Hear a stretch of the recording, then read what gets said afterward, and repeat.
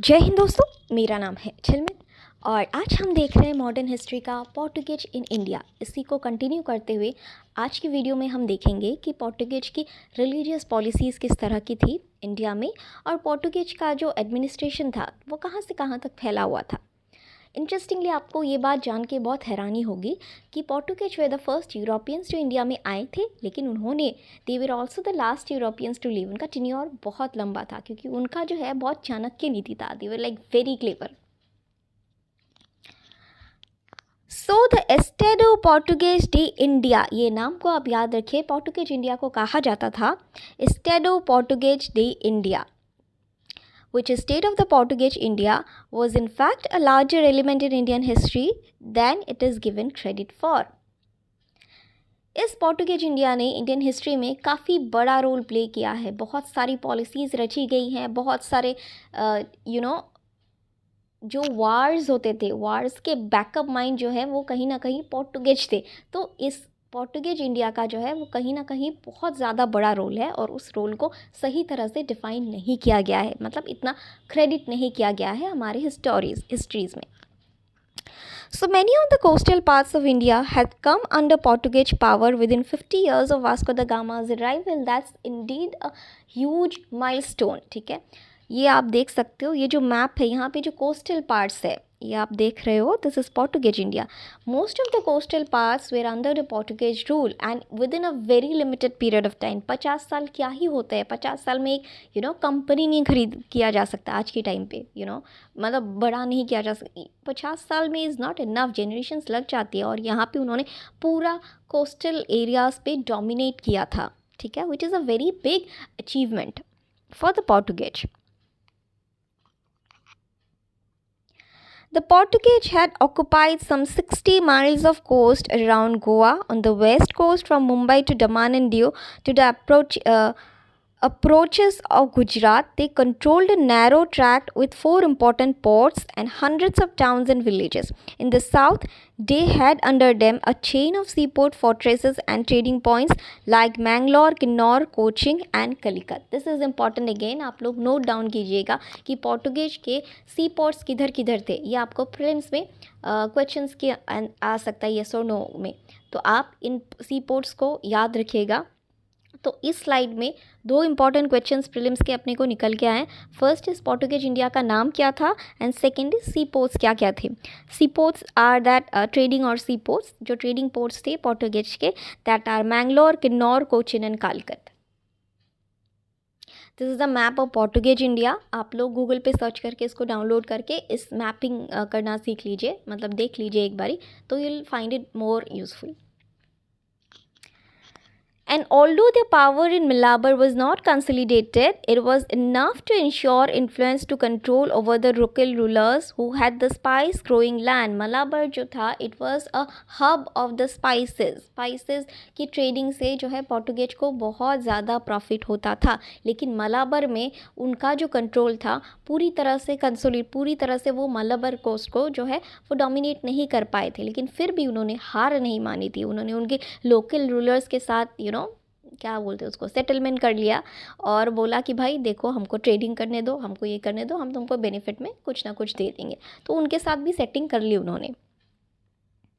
The Portuguese established further military posts and settlements on the east coast at San Thome in Chennai and Nagapattinam in Tamil Nadu. Towards the end of the 16th century, a wealthy settlement has grown at Hooghly. तो यहाँ पे उनके military posts कहाँ थे? उनके military posts थे Santhome in Chennai and Nagapattinam in Tamil Nadu. This is an important question from the second slide. So मैं जो बोल रही हूँ इम्पॉर्टेंट, आप वो नोट कर लीजिएगा। मैं आपको बता दूंगी कहाँ से कहाँ तक इम्पॉर्टेंट है। जो पोर्टुगेज जो थे उन्होंने मलाबर पे पूरी तरह से कंट्रोल नहीं किया था, लेकिन मलाबर कोस्ट में उन्होंने समझौता किया था, सेटलमेंट की, भाई हमको ट्रेड करने दो। उनके मिलिट्री पोस्ट कहाँ थे? मिलिट्री पोस्ट थे Santhome in Chennai and Nagapattinam in Tamil Nadu.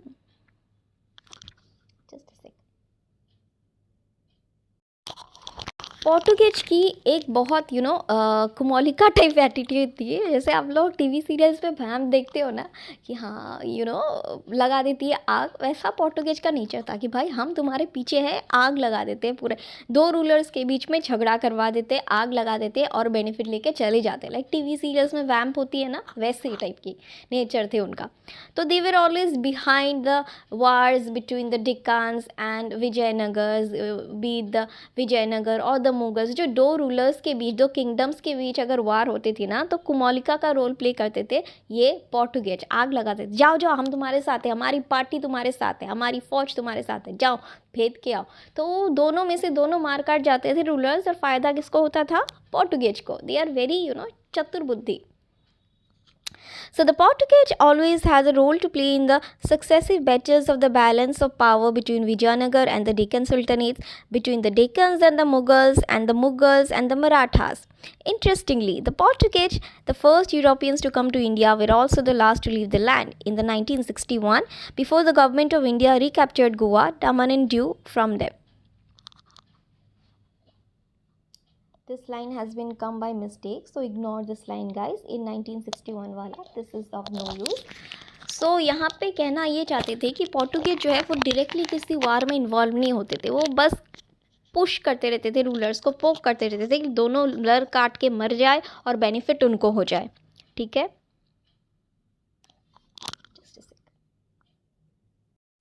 अब हम एक इम्पॉर्टेंट फ्लो चार्ट्स देखते हैं कि पोर्टुगेज की डिवीजन ऑफ पावर कैसे कैसे था। फर्स्ट जो हेड थे पोर्टुगेज के, that they were known as the viceroys, और उनके साथ आते थे जैसे हमारे ईडी के साथ आते हैं उनके सेक्रेटरी या पीए एंड ऑल, तो वहाँ पे हेड ऑफ द एडमिनिस्ट्रेशन थे the viceroys and he was accompanied by the secretary. उनके नीचे आते थे द फाइनेंस मिनिस्टर या finance officer. He was basically regulated the duties of managing their finances, पैसों का लेन देन, and he was known as Vidor the Fazenda. Vidor the Fazenda means the finance officer, okay? और उनके नीचे आते थे सिपाही, छोटे छोटे प्यादे जो होते हैं ना चेस में, they were like that. They were also of two categories. First was the captains and second were the factors. Captains were accompanied by the factors. They were in charge of taking care of the fortresses, protecting the fortresses, and they were multiple in numbers. Viceroy एक ही होता था, उनके साथ accompany करने के लिए secretary होते थे। उसके बाद उसके नीचे आते थे फाइनेंस जो मैनेज करते थे, finance officer, whose name was Vidor the Fazenda, and उनके नीचे थे कैप्टन्स एंड फैक्टर्स। ठीक है, इस चार्ट को आप याद रखिएगा, ये आपको आ सकता है प्रीलिम्स में।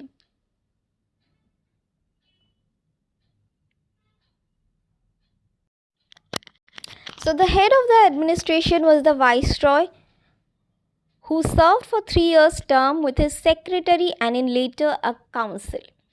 So head of the administration, जैसे कि हमने बताया कि here he is introducing himself, I am the viceroy, he is accompanied by a secretary and the tenure for them is 3 years. उनके बाद जो है it was a council built, there was a council but this is not necessary.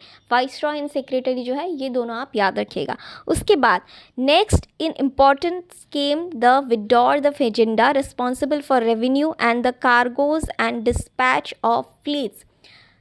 Viceroy के बाद अगर कोई इंसान important था, that was in position importance था, दैट वाज द विडोर द फिजेंडा। He was responsible for the finance thing, he was responsible for the cargoes, कि कहाँ से कितने कार्गोज जाएंगे, कितने कार्गोज ट्रक भर के आएंगे ताकि पैसे लेके आए या गुड्स सेल हो जाए। ही was basically dealing with the commercial thing.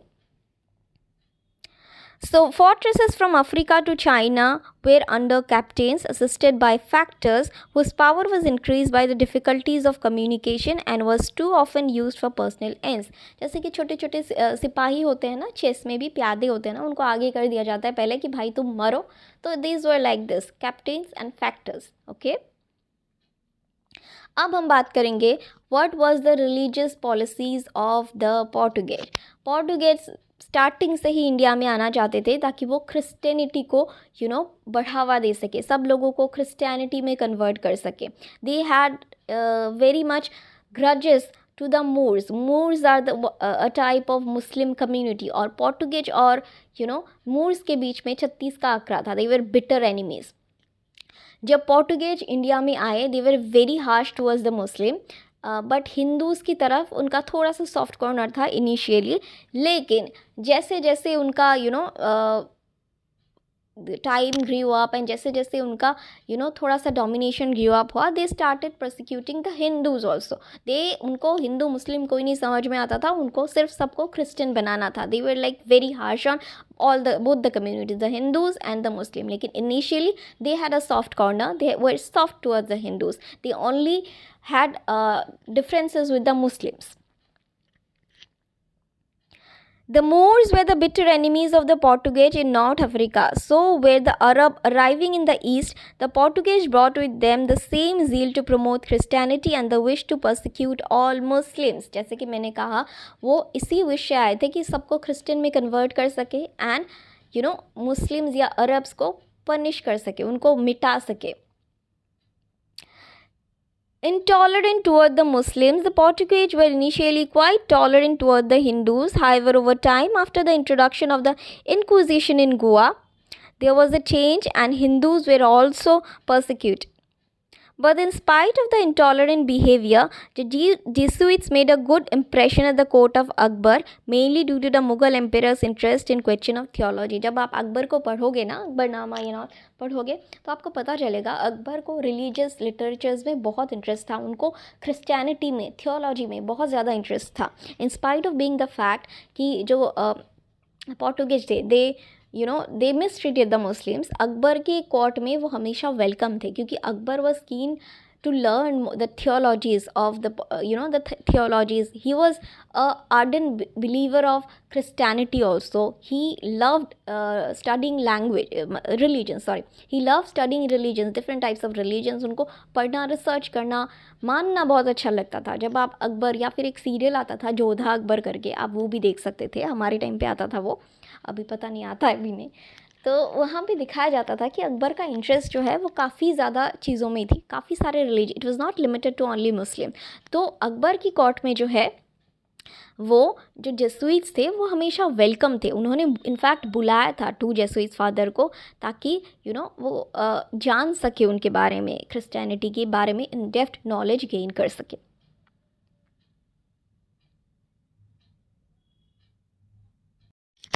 So in September 1579, Akbar forwarded a letter to the authorities at Goa requesting them to send 2 learned priests. इस लाइन को याद रखिएगा, अकबर ने जो है वो गोवा में एक संदेश भिजवाया था, जैसे कि यहाँ पे बोला गया है कि 2 प्रीस्ट को यहाँ सम्मान के साथ बुलाया जाए, क्योंकि अकबर को उनके रिलीजन के बारे में जानना था और रिसर्च करना था. He had to learn.